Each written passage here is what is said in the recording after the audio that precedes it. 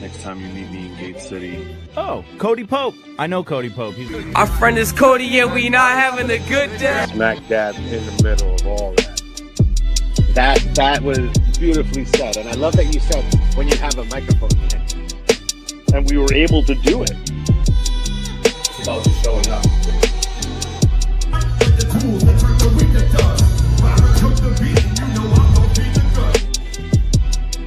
Yeah.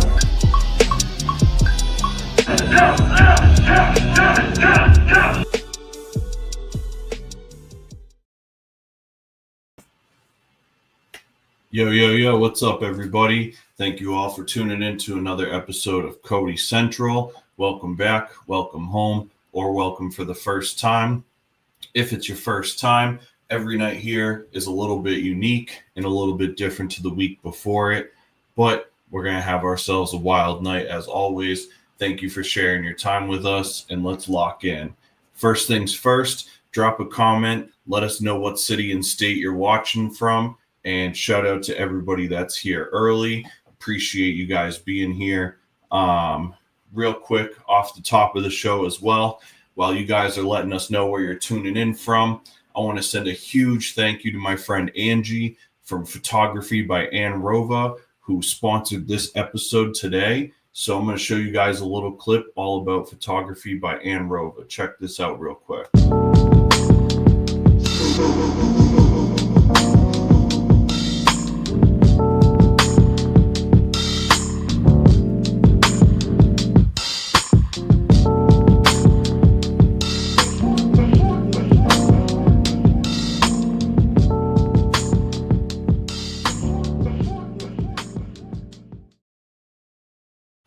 Much love to Ange. Make sure you guys follow her on Instagram and Facebook at Photography by Ann Rova. And we'll spin that at least one more time before the episode goes out tonight. Big shout out to Jen in the chat. I see you. Appreciate you for being here. Appreciate everybody that's tuned in so far. Shout out to our YouTube community. Shout out to the Facebookers. And let's get this thing going tonight. Let me throw on some tunes here real quick while we're jamming. If you guys like the background music that we got going tonight, that's a big thanks to Even Though. Oh, today is Jen's birthday. Happy birthday, Jen. Make sure if you guys are in the chat, drop a happy birthday, Jen. Drop a birthday emoji, a cake emoji. I hope this next year is your best year yet. Appreciate you always rocking with us. I hope that you've had a great day celebrating. So shout out to Jen. Let me turn on our banner here. As always, you guys know how it goes with engagement. Engagement is the name of the game. So please like, comment, share, turn on post notifications, all of that. If you want to donate to the show, you can use the QR codes in the corner, or you can go to hellhoundpublishing.com/Cody-Central and learn more about it right there. Big shout out to Jess, who also said happy birthday, Jennifer. Let's show her lots of love, and let's get right into things. First things first, I'm going to talk about music of the week. So my music of the week this week is the new single from Aesop Rock called Checkers. One of indie hip-hop pioneers and most prolific lyricists, the always unique and interesting Aesop Rock has released the first single from his upcoming album. The track Checkers is a very standard Aesop in terms of production and approach, but what he does is so refreshing and creative. The themes, project rollouts, how he presents everything, all grabs my attention the same way a movie trailer or a comic book cover would. The song is really dope, and the video accompanying it is super fitting to the whole project theme. While the song might not get a ton of replay compared to other Aesop tracks that I love, it has done more than enough to make me excited for the new album, Black Hole Superette, available on May 30th, 2025. So definitely encourage you guys to check that out. New Aesop Rock is always worth jamming. And as always, speaking of new, if you guys haven't heard, myself and Byron G released an album a few months back called Giant Steps in Gate City. It's available on all streaming platforms, and we have some limited copies left on CD. So if you haven't heard it, please check it out. And here's a little about that.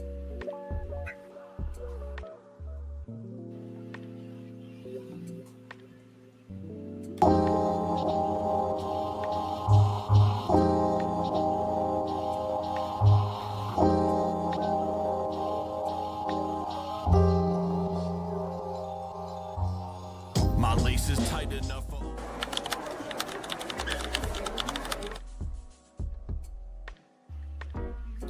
Big shout out to Ryan in the chat. Big shout out to Scott in the chat. Appreciate you guys jumping in here with us. It's going to be a fun one tonight. So that was music of the week. Definitely encourage you guys to check out the new Aesop Rock and check out that Cody Pope and Byron G album. Movie of the week is a little different this week. So I had to pick, it's technically a TV show, but as I explain this, I think you'll understand. So the episode that I want to do my movie of the week on is episode 1 of the new show Lazarus, which was created by Shinichiro Watanabe. So Shinichiro Watanabe is the creator of Cowboy Bebop, Samurai Champloo, and a bunch of other great shows. This is a slightly different turn than usual, but I feel the need to share my thoughts about the first episode of Lazarus that just premiered on Max. Lazarus is the latest creation from innovative anime legend Shinichiro Watanabe, creator of Cowboy Bebop and Samurai Champloo. Lazarus takes place in the year 2052, when society discovers that a popular miracle drug that most of the world has taken is actually going to kill them if they don't find a neuroscientist who developed a cure for it. Episode 1 of this show was really fun. The show definitely comprises all of the notable Watanabe aesthetics when it comes to character design, the gravity of the situation, the music that scores the show, the choreography of the fight scenes, the characters' general attitudes. There's a lot of it that's very reminiscent of Cowboy Bebop, but it definitely seems like it's going to have its own unique legacy as the series continues. I'm not completely sold on the animation style yet, but perhaps that'll take some adjustment as the show progresses. I do have to mention, huge shout out to outstanding jazz artist Kamasi Washington, who is on the soundtrack and does a lot of the score. What a brilliant collaboration that is. If you guys remember in some of my early episodes of the pod, Kamasi Washington's albums took up a couple of my album of the weeks because he really just has these prolific bodies of work. And so that was the perfect collaboration. And I am really, really excited to see how the rest of this show pans out. It's so exciting, and it's quick too, so it almost makes you like anxious and excited for next week to drop, because it's one of these like one episode a week kind of thing. So I won't eat up every single week with a review of this necessarily, unless you guys want me to. But I really just wanted to mention it because I love Cowboy Bebop. I love Samurai Champloo. Those have been huge influences on me creatively. And so, of course, I was going to check this out. And I'm so glad that so far it seems to be getting off on the right foot. This actually was on Letterboxd, so I have a little more in-depth review on Letterboxd. And if you guys want to hear about my movie and media stuff and reviews and watch lists and things of that, please consider following me on Letterboxd. And if you haven't got familiar with it, here's a little bit more about that.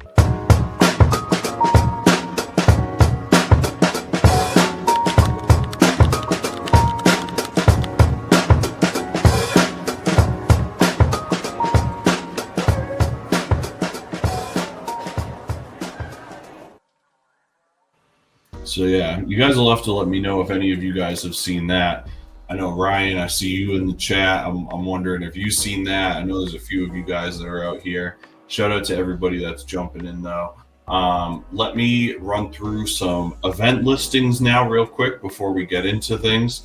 As I try to remind you guys every week, if you want to have your show or your event, whatever kind of event that it is, mentioned in the show listing here, shoot me an email at codycentralshow@gmail.com. If your event seems like something that I would go to and be a part of, if I could, I will absolutely include it in the show roll. I'm really tripping on my words tonight, but you guys get the deal. So let's jump into this. Tuesday, April 8th, Chicago Hardcore's conservative military image and East Coast Hardcore street power tear it up at Gino's Rock Club in Portland, Maine, alongside Hard Cash and Peacebreaker. Also that same night, on Tuesday, April 8th, 90s heavy music sensations Deftones are going to be at the TD Garden alongside the Mars Volta and Fleshwater. Friday, April 11th, Sabretooth Zombie is going to be live at Ralph's in Worcester. Also on Friday, April 11th, legendary hip-hop artist Murs is bringing his final tour through Vermont with a staple of the community, Mr. Burns. That's going to be at Afterthoughts in Waitsfield, Vermont. Shameless plug, as you can read on the banner below, myself and Byron G are going to be live at Cody in Lowell, Massachusetts on Friday, April 11th as well. We'll be there thanks to New Hampshire Underground. We'll be performing with Mr. Goodbar's, Six Minds Combined, and more. If you check out the episode with Eleanor Luna, she is the founder of New Hampshire Underground and is the one putting on that show for everybody. Also on Friday, April 11th in Lowell, tonight's guest will be speaking all about the Xpress Yourself showcase live in Lowell, Mass. as well. Saturday, April 12th, the Punk Rock Masquerade at Terminus Underground in Nashua, New Hampshire. That'll have music, dancing, arts, costumes, masks, vendors, and more. Sunday, April 13th, solo project of American Nightmare vocalist Wesley Isold, Cold Cave is going to be at Brighton Music Hall for fans of Joy Division and New Order. Thursday, April 17th, Florida hip-hop artist Denzel Curry will be live at Roadrunner in Boston, Massachusetts. Saturday, April 19th, Boston stand-up comedian Joe List will be at the Wilbur in Boston. Friday, April 25th, myself and Byron G will be at the Aphodian Theater in Portland, Maine, alongside last week's guest, Graphic Melee, for his album release show for his new album, Stereo, that is available everywhere now. Double disc album on CD, also available on cassette via Graphic Melee. Thursday, May 8th, Currency is going to be bringing his 420 tour to the Middle East in Cambridge, Mass. Also on that day, Stavros Halkias, the hilarious stand-up comedian and host of Stavi's World podcast, will be at the Hampton Beach Casino Ballroom. Sunday, May 11th, powerfully soulful technical American heavy music act Baroness is going to be live at the Sinclair in Boston. Monday, May 12th, Kendrick Lamar is going to be at the Gillette Stadium in Foxborough, Mass. Sunday, May 18th is the Death Before Dishonor record release party at Sonia alongside Shattered Realm. Saturday, May 24th, iconic 80s death metal band Obituary is going to be at the Worcester Palladium. May 31st and June 1st is Tied Down Fest in Detroit, Michigan. That'll feature American Nightmare, Speed, Judge, The Wrong Side, Hope Conspiracy, Fiddlehead, Trial, Regional Justice Center, and tons more. Bound to be one of the best fests of the year. Thursday, June 19th, legendary hip-hop stalwart Rakim is going to be live at Oxbow Brewing in Portland, Maine. Saturday, June 28th, iconic Canadian post-rock group Godspeed You Black Emperor is going to be at Roadrunner in Boston. Also on Saturday, June 28th, one of the most influential rock bands of the early 2000s, Brand New, makes their long-awaited return to the stage after years of hiatus. They're going to be at the DCU Center in Worcester, Mass. Friday, July 11th, 90s emo legends Cap and Jazz are going to be at the Royale in Boston. Also on that day, Friday, July 11th, Wu-Tang Clan is bringing their final tour to the TD Garden alongside Run the Jewels. And lastly, Friday, August 29th, American industrial legends 9 Inch Nails are going to be live at the TD Garden. As always, if you guys want to have your show or your event or your pop-up or anything like that mentioned in the show listings, shoot me an email at codycentralshow@gmail.com. and I'm happy to plug it. And if you want to sponsor the show, get involved with that by going to hellhoundpublishing.com/Cody-Central, and you can learn all about the different sponsorship opportunities that we have over there. With that said, let's get into this episode. I'm excited for this one. Tonight's guest is a longtime contributor to the New England hip hop scene, going back to the early 2010s with his online and live producer event community, Producers United, all the way up to now with his upcoming showcase, Xpress Yourself. Please, everybody, welcome to the program. Drop a bunch of applause in the comments. I'd like to introduce my friend, Shawn P, to the program. Hey, Shawn, how you doing, man? I'm good. How's it going, Cody? Doing well, man. Doing well. Thank you so much for making time to rock with us tonight, dude. Appreciate you. Thank you for having me on. Absolutely, dude. Let me throw your banner on real quick. So as we do this, if you guys like what we got going on, make sure you follow Shawn at Shawn P CEO and at Producers United on Instagram. And first things first, the chat is open for Q&A as long as we're live tonight. So anybody that has any questions for our guest, please drop them in the chat. We'll throw them up on the screen. It's going to be a good time. See, we got Jen said, welcome, Shawn. Hello, Jen. We got some love from our homie Jess. We got some love from our homie Ryan.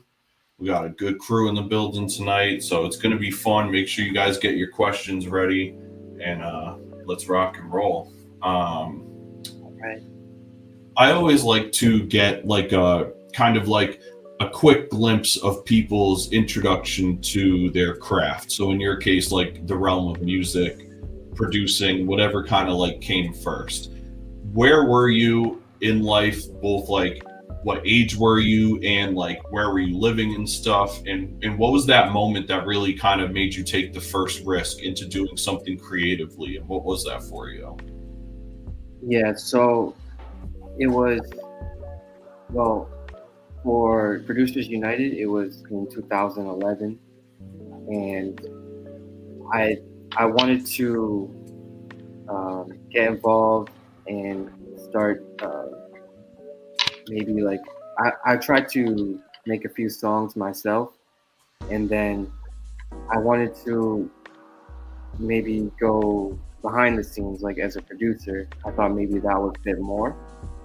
And I was 21 years old at the time. I graduated. I was about to graduate from UMass Lowell, and so I decided to bring a group of producers from all over the world together, instead of doing like MCing. So that was my way to get involved.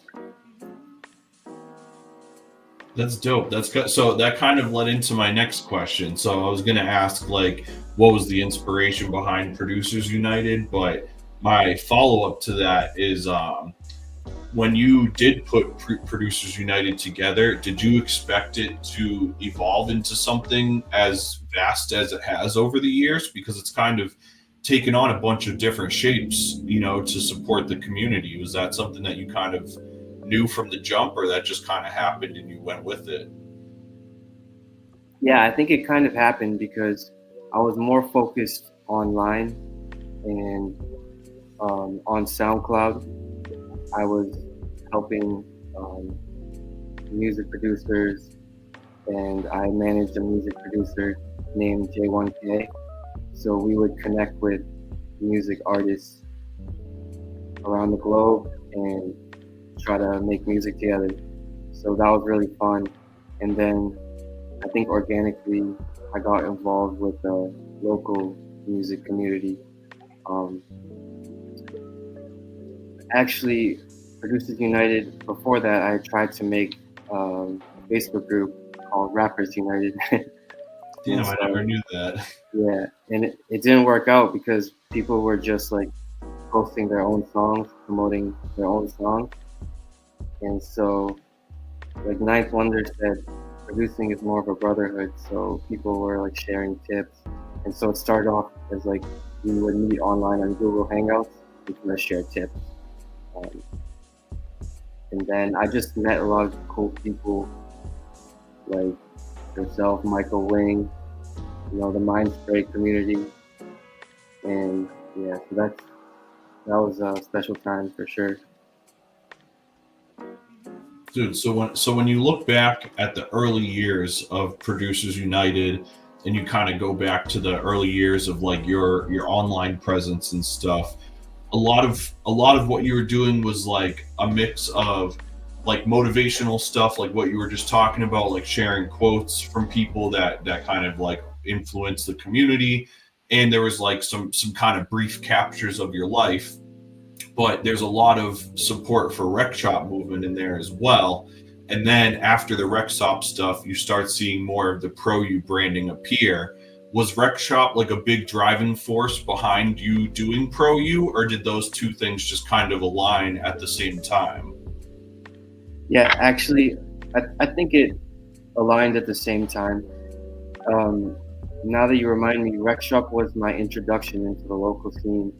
I think it was around like 2014, and Justice Bourne, the founder of Rec Shop, had been doing these shows at the Peabody Elks Lodge called the Formula Showcase. I just remember a lot of dope underground artists. Like we would have Paranorm, Professor Lyrical, and a lot of the Rec Shop people. And so they were just a very like welcoming group of people. So I just felt very welcome, which I kind of didn't expect. Just for it to be so welcoming to everybody, all types of backgrounds. So that made me really comfortable with the community.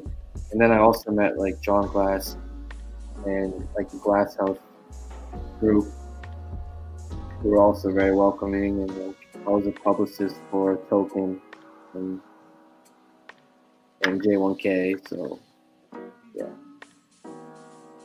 How was that experience for you, doing like the publicity side of things? That was a good experience, I think. And also working with Token when he had like 500 YouTube subscribers, and he was just 14 or 15 years old. So that was crazy to see him now have, 1 million subscribers and on the world. So in 2013 kind of seemed like the beginning of the Pro U social presence, and it started from like the motivational quotes and stuff, and eventually you start doing some gear coverage, you start doing some showcase announcements, you ended up introducing Producers United Electronic as well. And then on the website you were doing like album reviews and spotlights and interviews and stuff like that.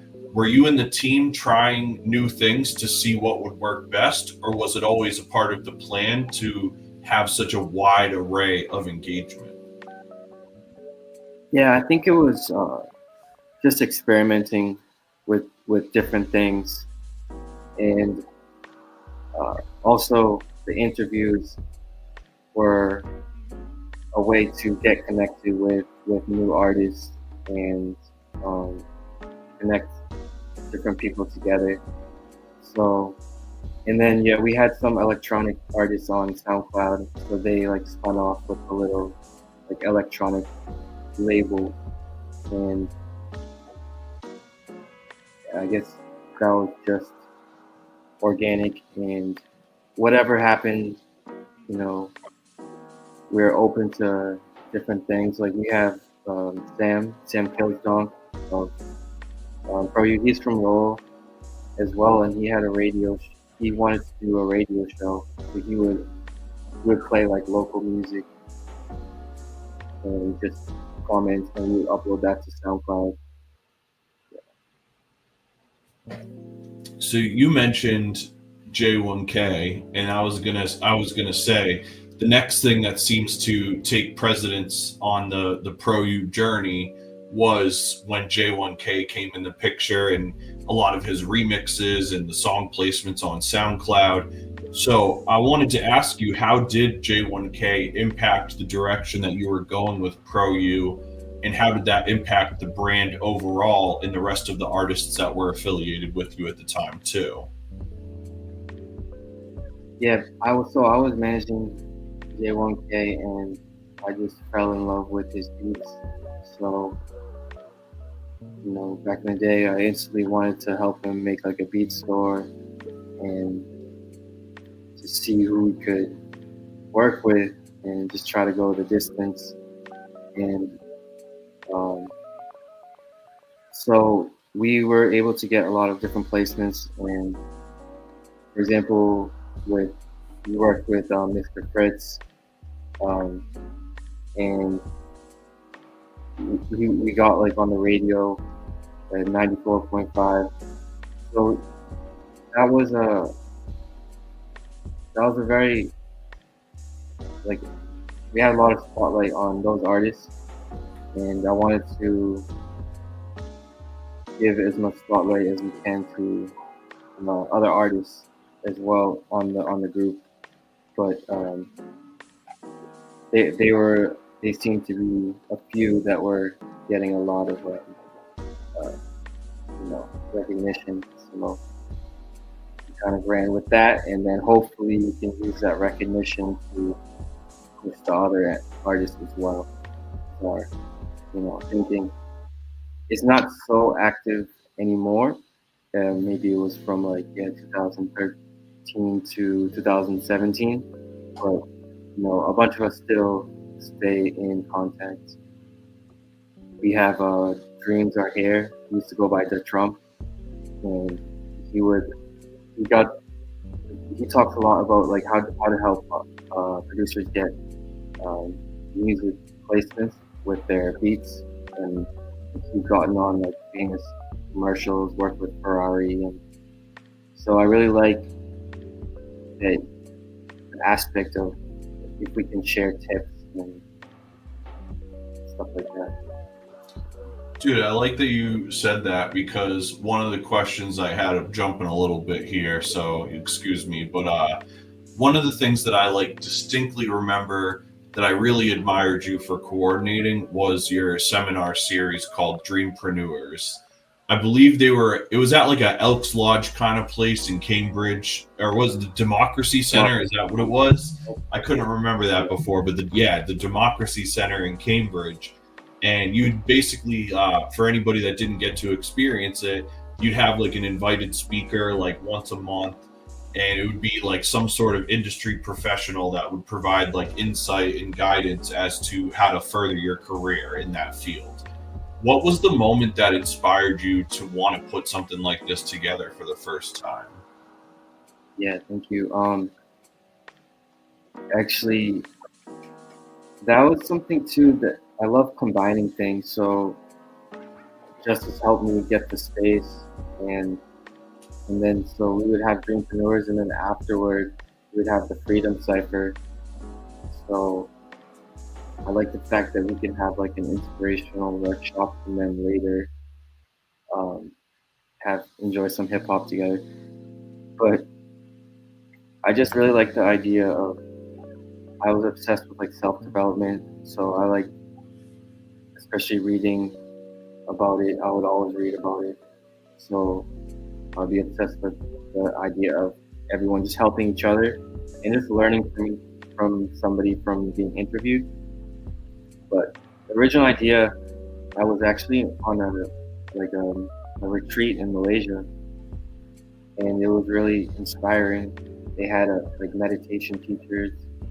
They had a transformational workshop leader, and he told us, try to think of like the biggest thing that you want to achieve, and don't put any limits. And so my idea was the workshop. So when I came back to the US, I had asked Justice about the space, and he helped me with that. And then I just started, I would use like exercises from books to see how people can improve their life, Damn, that's dope, man. I really loved those. I got to go to like a couple of those. How long did that series go on for? I think there's probably around like 20. Probably lasted for a couple of years. Damn, that's awesome. Yeah, I appreciate you bringing that up. Like the research you do, you know, it feels like I always think of Nardwar because he does so much research and stuff like that. Well, it's the thing, dude, is, you know, like one thing. So I think we've probably talked about it before, but like I grew up in like punk and hardcore from like a really early age. And one thing that I've seen throughout is that even going back to like the 80s, there was always this insistence on archiving the history, whether it was people that saved show flyers or people that were taking pictures at shows. And eventually in the 80s, as handy cams became available, people were videotaping shit. And even in like New England, there's like photographers. I always reference, it's called returntothepit.com. And this guy is from like the seacoast in New Hampshire, but he's been going to like every sort of like metal, rock, hardcore kind of show for the last like almost 30 years now. And he takes pictures and then archives them on this website.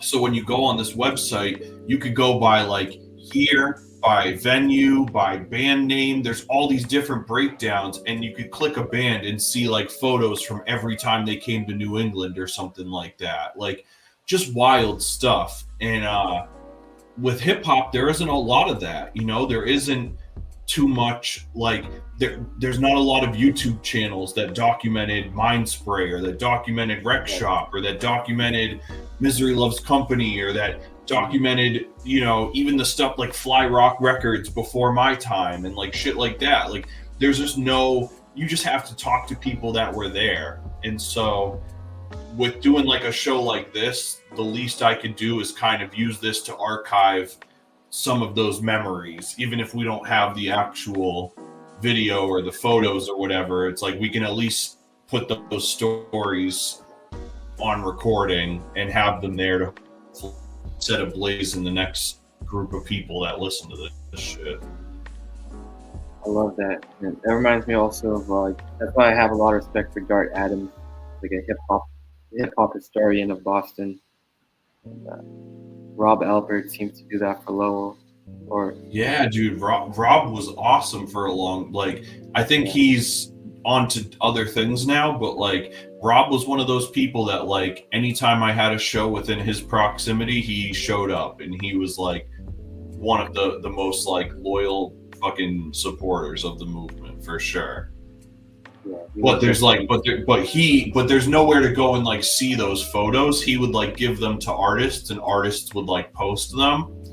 But it's like, imagine if there was just like an archive you could go and be like, oh, I wasn't at that show, but I would love to see pictures from when Token played the Middle East in 2014 or whatever, you know, like some shit like that. And it's like, I hope that somebody does that. But at the very least, it's like YouTube seems like a great place for us to kind of like document the journey so far and hopefully inspire people to turn their cameras on as they go forward. Yeah.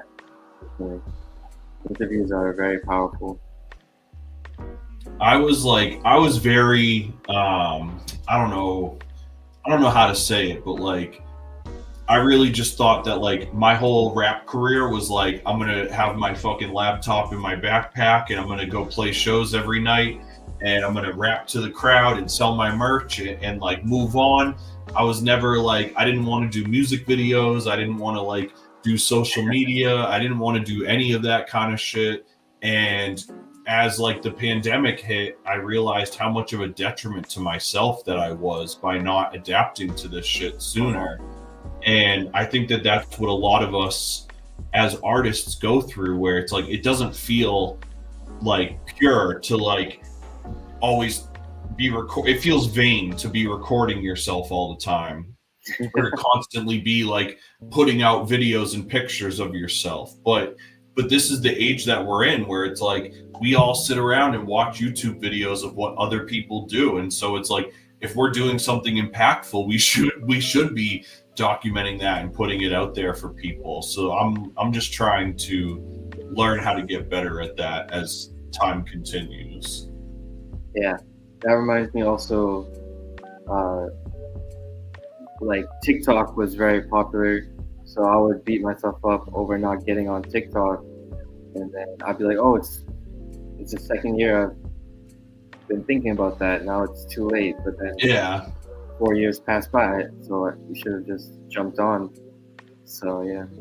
It's easy to like make excuses to not adapt to something, to be like, oh, it's gonna go away. I'm already too late to get on the train. Like, yeah, I was like, oh, you just gotta fucking make yourself available to it, you know? Like, that's been my biggest thing, is like not shutting things out because of what I think is limited potential, which is ultimately just an excuse to like be scared. Right. One thing that I loved that you guys did was you guys also did a bunch of like great producer showcases as well. And I know you guys like partnered with some other groups to do some of those too. How was it coordinating those beat shows at that time? And do you feel like those were a big contributor of the like positive growth of the beat scene that we have now? Yeah, so I would say the biggest thing that we did for producers was just like helping Rec Shop, and because I'm part of Rec Shop, so we would do the subway ciphers every week in the train station at Downtown Crossing, and so every week we'd have a new producer, and I think like we would do like Facebook Live videos, so that gave a lot of opportunity. Like if somebody, they give like a crazy verse on a beat, I think that helps the producer. And that was a special time. I think that a lot of different cliques came and like joined the Subway Cypher. Yeah, I guess it was the same with Mind Spray. And whenever something is like big, because at that time it was getting on like Boston Globe and such, it feels like a privilege to be part of. And it was such a special thing. Yeah, so I think it was really cool because we have, I've posted on Facebook, and then people from all over the world would be discovering like new artists from Boston, and maybe they have some more respect for the community. But yeah, it was just really cool to see like people like Espinac doing crazy things in the cypher back then, Relentless and Elijah Divine, and so many people. Yeah, and I was just really excited. I think so. It was very fun to promote those people. That was such a great time, dude. I remember going to a couple of those, and talk about like just well, once again, it's like, man, something that's like I wish we had the mindset to like have a video camera there all the time. It's like that would be such a great like DVD kind of thing, like the Subway Cypher fucking series, and where all those people are at now. You know what I mean? Like that really was such a cool thing, dude. Like people that got to be part of that definitely were lucky to like be part of something so unique and so special in the history. Absolutely. It would be cool to have like a DVD length feature. We have that they did like they just had like the short clips with Boston Globe with the interviews and all that. But yeah, it would be amazing to have an archive. And actually, I noticed that Facebook is taking down all live videos. They said like starting June 1st, so you have an opportunity to download all your live videos. So that would be cool, like resharing. Special moments. That would be dope. You say Facebook's doing that or YouTube? Yeah, Facebook. Facebook's taking down all their live videos. Yeah. June 1st. So they give you an option to download all your archived live videos. Man, that's wild. So are they not gonna have live streaming anymore? Maybe I'm thinking that probably is the case. Yeah. Damn. Well, you guys better hop on the YouTube subscription now. Just one more reason to move on over. Hellhound Publishing on YouTube. Smash that subscribe button. Definitely. Because we literally only stream in 2 places. So. Right. If anyone knows, let us know. Yeah, if anybody's up on that in the chat, give us the rundown. All right. Hopefully, I tried to make sure I covered as many of the important bases in like the Pro U history as I could. So hopefully, I'm not skipping over anything. But stop me if I am. But I do want to jump into Express Yourself because I know that that's what you're really focused on right now. So how did the Express Yourself showcase come to be, and when was the first one that you did? Yeah, so basically I'm part of a nonprofit called Bridging Gaps, and it's also it's based in Lynn, and it's also founded by Justice. And I was just thinking of ways that I could impact the Lynn community. So I thought, I haven't had experience organizing events, so that would be a way for me to help people. And also, we could spread the word about just like our musical instrument drive in Lynn. For now, it's on hiatus, but yeah. So after that, also I had been doing some stand-up comedy. I took a class, and so I wanted to make Express Yourself like a workshop for comedy and creatives, and so it basically started from that, and then I wanted to showcase at least one. I'd have 2 headliners, one female headliner that's a comedian and one female musician, because I felt like a lot like women in the scene, they don't usually like hit you up like, hey, put me on a show. And so I didn't think back in 2023 that there was a lot of like women who are getting their shine. So I thought that would be like a good way, especially since it's, community focused and such. That's dope. So I know that you kind of had it seems like there's been some time since the last one, and this one that's coming up is kind of like a resurgence. And I know it also coincides with a special celebration. Can you tell us a little more about this one that's coming up and how big this is for you? Yeah, I'm combining it with my birthday, and that's a scam to get more people there. I'm just kidding. No, but so I am also, I like to use it as a way to see people I haven't seen in a long time. I won a grant a couple years ago, and I showed them like Express Yourself footage, and so I was lucky enough to win the grant, and so yeah, I decided I didn't want this one to be an open mic. I just wanted to bring some of my favorite people as performers, and then just, yeah, I don't know, I just didn't want that to be just an open mic. Some of my favorite performers and some of the people who made a large impact on Express Yourself to be on this show. And I think that like having a mix of comedy and music makes it a little interesting and quirky. So it works well with like Mr. PSA hosting. He has a great sense of humor, and DJ Slipwax. I love PSA. Yes. He's the man. That's the homie. Who are other performers that are going to be featured on this one? Yeah, so we have early on, and we have J Plus doing the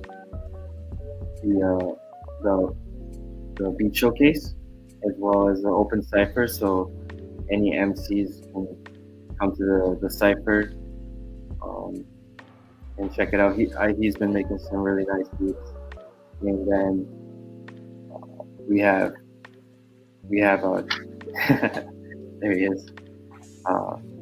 Yeah, and J Plus was a major influence as well. Like the show wouldn't be possible without him. He helped me come up with the idea and organize. And so then we have Cole, and he's been doing so much for the Asian American AAPI scene. He just did a big show at the Powell Arts Center. Like we had like Asian artists who were like pop singers, like a full rock band, and and rappers. And I really admire that because I would like to do something similar for like Indian Americans or South Asian, but I don't see a lot of performers in music with similar backgrounds. So I think it was nice to see that show and see a lot of people inspired by, like, I think it's important to see someone who looks like you doing some cool stuff. And then we have Nita Slay, who's doing great things. We just got featured on a big magazine, Chinese newspaper called Sampan.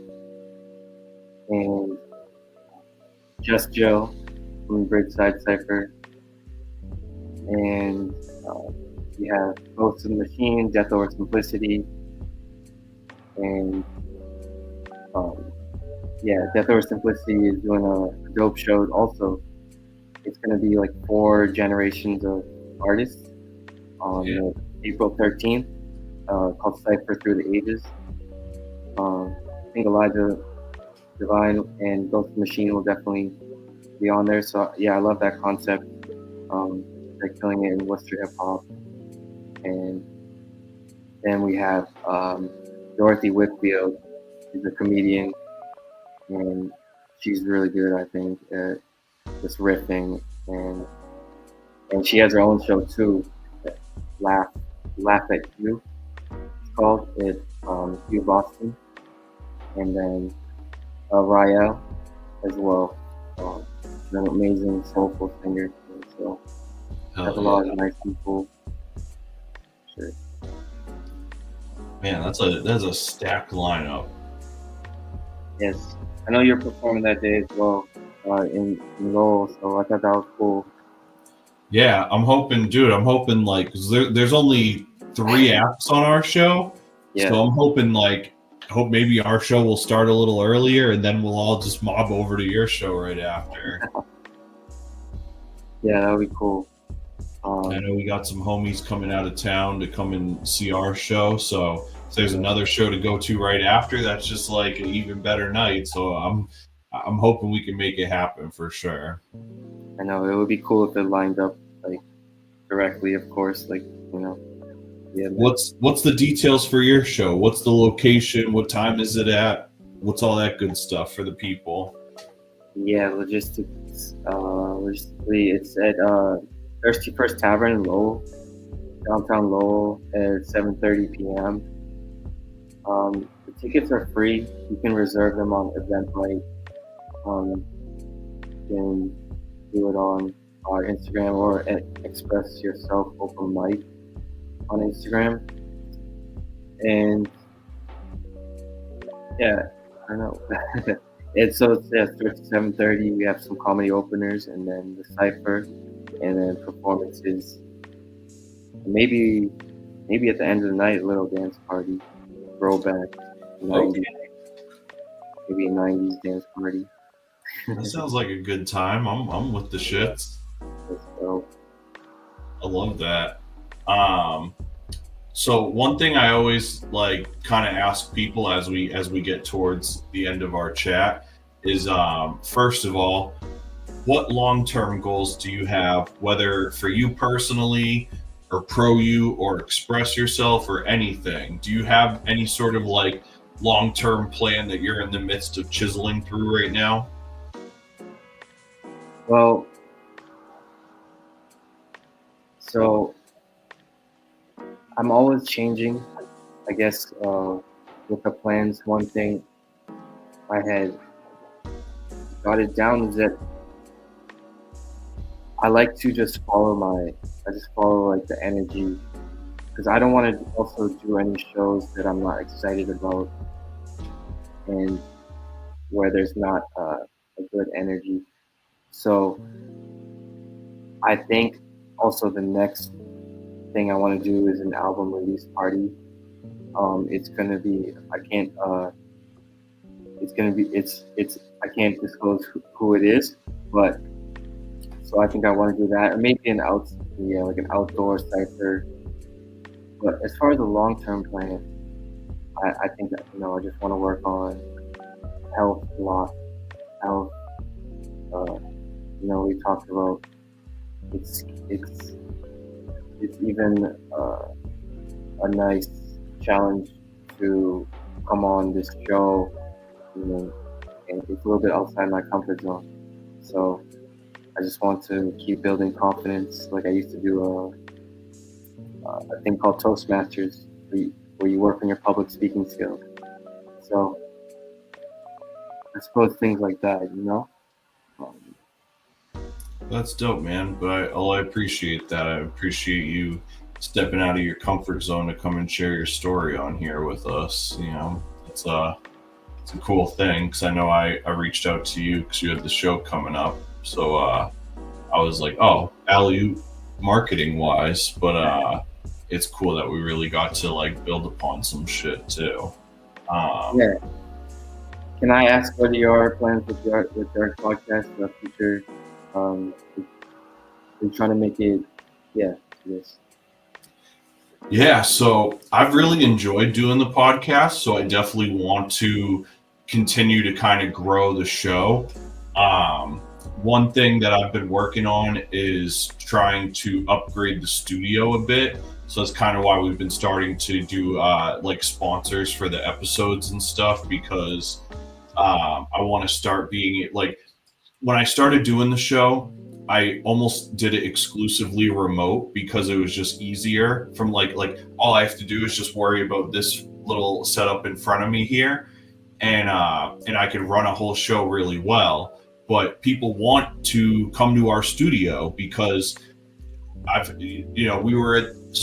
ran Vatican Life before Hellhound, and we were in that building for like 12 years. And we never had we had events there, but we never did a live thing up until close to the end of the time. So when we moved here, people were really like, oh man, I really want to go to your space and see what it's about and see where you run the label and all of that. And so I'm trying to figure out how to make the show not only sustainable, because obviously it's I rent a studio and I pay for the server every month, and I'm trying to get the new equipment and stuff. I'm hoping that the show will eventually kind of take care of itself, but I'm also hoping that between this little studio that I have here and just our YouTube channel, that we could also grow the podcast network so that we could have other people's shows on as well. I would love to have a recurring set of programming that doesn't necessarily all have to be just music or arts based or something, but just stuff that is indicative of what I kind of feel like is the Hellhound aesthetic, which is we've put out books, we've put out music, we've put out podcasts, we've put out all of these different things, but the thing that they have in common is that they're very viscerally raw, and they're very emotionally honest, and they're very blunt in their nature. And so those are the kind of things that I feel are reverent of Hellhound. And so if I could add more programming that kind of fit that state of mind, I think that would become a really cool thing. where every night people could go home from work and turn on our YouTube channel and have different programs to watch. So obviously I'm still trying to keep up with all of my music stuff because I do, I have a bunch of records in the vault and I really want to push that stuff. But this has been a great way for me to not only engage with people that already rock with me, but to get new people on board too. And so I'm hoping that I have the sustainability to do both of these things and do them well. That's awesome. Yeah, respect. It's not easy to have to run a show. I know. It's tough, but it's been like super rewarding too. It's like I've had people on the show that like tell these like deep, heartfelt, emotional stories of their life. I've had literal comedians on the show that just make me crack up. I've had people, I think you were tuned in last week. We had a music video premiere. We've had people premiere random songs. So it's become this like really cool community. And I love like all the people in the chat are usually, a lot of them are here every week. And so it's like, I've started to have a relationship with the people in the chat in this sense. And so it's been a really cool thing and been really rewarding. And I think that people give me grace to increase the production over time. Yeah, it's like a cycle. Just keep like the podcast promotes this, and then that promotes something else, and I love how that works out. And it just feels more like a community when you have podcasts or shows. Yeah, and it's like, I think about like how many people watch TV nowadays, it's like most of us are either streaming or on YouTube. And so it's like we should be giving our focus to people that we care about. And so I would love to give other people a platform the same way that I'm trying to use this show. It's like the whole thing for me, like starting this show really came from trying to figure out where I provide value. I'm sure like as an artist, I constantly have to like ask for things. It's always like, can you like this? Can you share this? Can you stream this? Can you drop a comment here? Can you click going? Can you like pre-save my record? Can you put this in your store? It's a lot to be a fan of an artist. And so like I try to be hyper aware of that, in my way of like counter setting that is trying to also figure out like where can I provide value to people in addition to these things that I so seek for my own personal growth. What could I do? And so it used to be doing the shows. I had the residency in Pelham for a long time. We had a residency in Nashua, and the landscape of live music has changed so drastically that it's hard for that to be a consistent thing. But this, I have full control of. I could do this anytime that I want. And it's basically just an open platform for people to share their story and to share what it is they're trying to do. And, obviously, because it's new, the audience isn't huge yet. But over time, I imagine this thing is going to grow, and people will go and look back at a lot of these things, and it'll generate that kind of interest all over again in people's going-ons, so to speak. Yeah, I think it's about the impact, and that's what I learned with entrepreneurs. Oftentimes there'd be like 3 or 4 or 5 people, and it was just about impacting like that one person, and like they needed that. Yeah, exactly. Sometimes it's like it doesn't matter the quantitative impact as much as the qualitative impact. Exactly. And also, how do you balance like all like the time as far as like building a show, being an artist, social media, a job, personal life? It's brutal. Like there's no like easy way around it. But I will say, fortunately, with the show, I figured out a pretty good infrastructure and into like.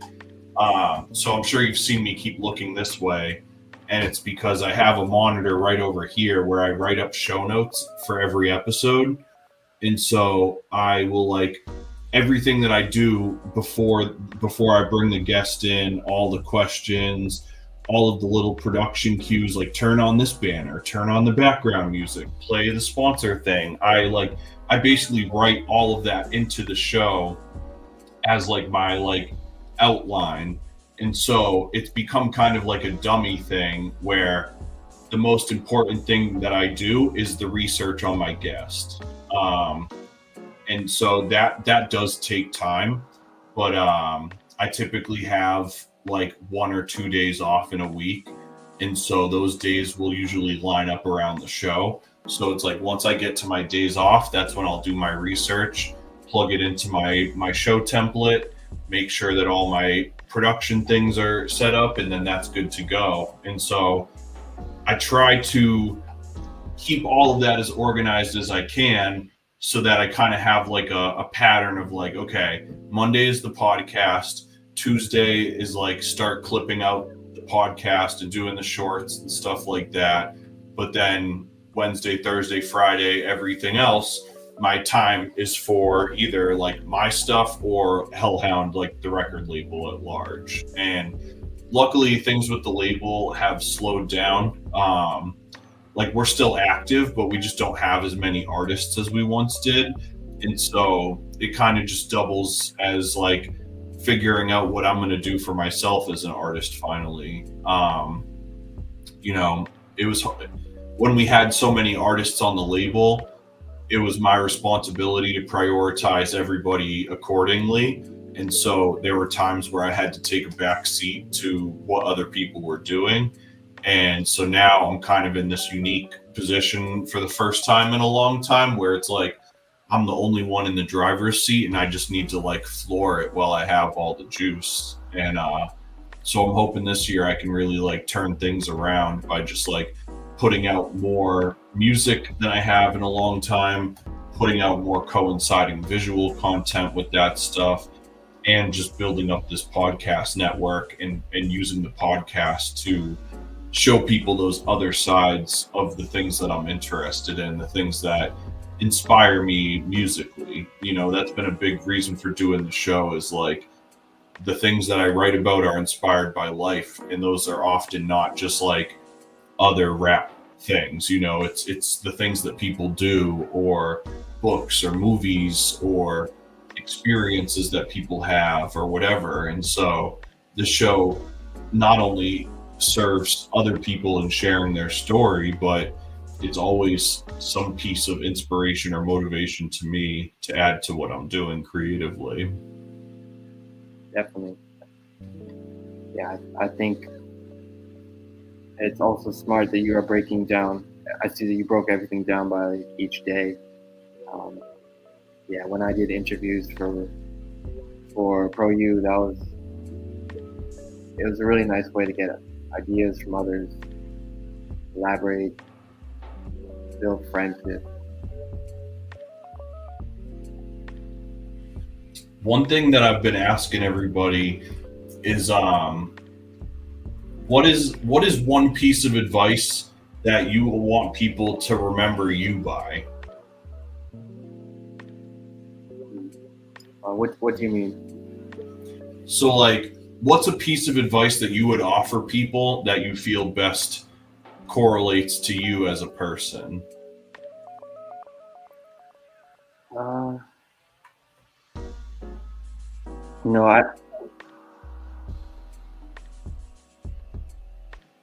feel like, I just want to be known as someone who can connect people.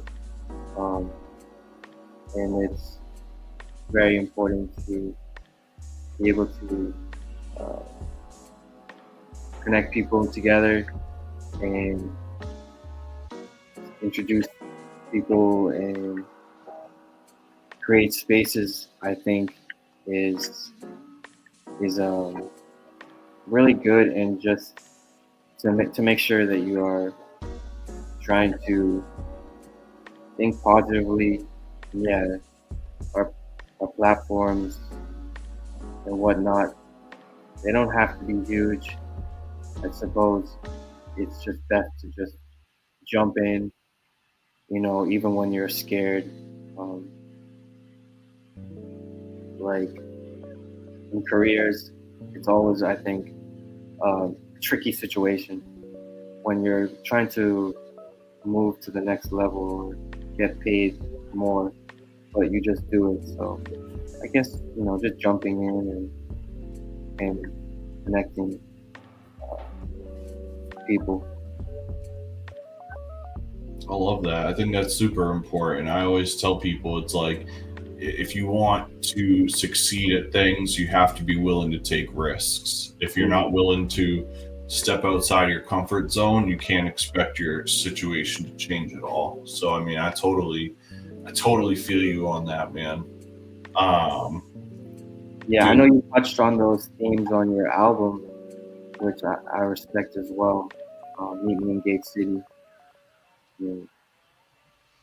So yeah, that's dope. Thank you, man. I appreciate you making time to listen to the music, dude. yeah, That's the brightest thing I can get for my day, you know, is like just knowing that the music reaches people, because sometimes the numbers don't always make it feel like people are connecting with it, but sometimes it's just hitting the right people at the right time. yeah, it's dope. And Dude, I also love Byron's sound as a producer. It really stood out to me. yeah, man, I've been really lucky to have this creative partnership with him. His production definitely challenges me to do songwriting in a different way, and I've been immensely grateful for this like opportunity. We got the 2 full lengths and 2 EPs now, and we've got at least like 2 or 3 more things in the can. So there's definitely a lot in store from us still. Um, but dude, thank you so much for making time to do this with me tonight. I appreciate it so much. Before you jump out of here, take this opportunity one last time to plug the show. Let us know what it is, where it is, who it is, all that good stuff. Let the people know. Yeah, thank you so much, Cody, for having me. That really means a lot. And I look forward to seeing what you do. And yeah, so the show is on Friday, April 11th. And it's going to be the biggest show I throw this year. So I hope people can come. It's at Thirsty First Tavern in Lowell. Yeah, free tickets on Eventbrite. So appreciate it. Hell yeah. Make sure you guys, one more time on the banner, follow at Shawn P CEO and at Producers United on Instagram. Shawn, thank you so much, man. I'm looking forward to catching up with you hopefully this Friday in Lowell. After our show, we're getting everybody to run right over to your show. This has been dope, man. It's always great to catch up, dude. Thank you so much. And let's make some shit happen this year. Let's go. Thank you, man. Cheers, bro. Cheers. Huge thank you to my guest, Shawn. This was awesome, man. What a great guy. Appreciate everybody that tuned in tonight. Shout out to the whole YouTube community. Shout out to everybody from Facebook. Just a reminder, catch Cody Pope and Byron G live in Lowell, Massachusetts this Friday, April 11th in Lowell at Kodo. And you can catch us on Friday, April 25th in Portland, Maine at the Efodian Theater with last week's guest, Graphic Melee, for his album release show. His new album, Stereo, available now. Our new album, available now. We got a bunch of great shows lined up for the next couple months. And I'm going to talk to you guys about some other show ideas that we got coming up, some other segments that maybe we'll introduce into this show.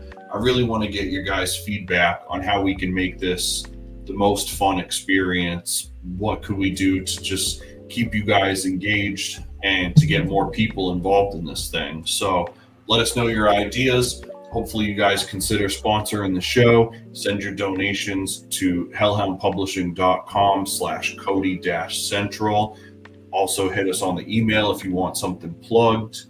And with that said, we're going to call it a night. Thank you guys all for being here. I love you all. hope to see you guys at the shows this week if you're local. If you're around the world somewhere, I hope to see you next Monday. Same bad channel, same bad time. Preach. This program was written, produced, and created for live stream broadcast by Cody Pope. To learn more about Cody Pope and Storytellers Creative Services, please visit www.hellhoundpublishing.com/services. Cody here. Thank you so much for being part of another episode of Cody Central with me. If you'd like to support the program and help me sustain and grow the show, please consider checking out the QR codes below, which include my latest album release, our Patreon channel, as well as general donation links to help us offset some of our programming costs, such as our streaming platform and studio rent. I've also launched a fundraising initiative directly through the Hellhound Publishing website.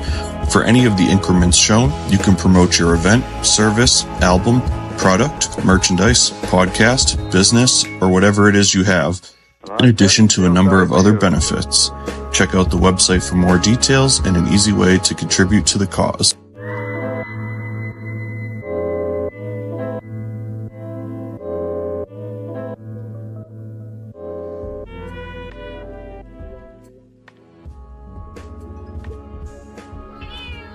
Okay.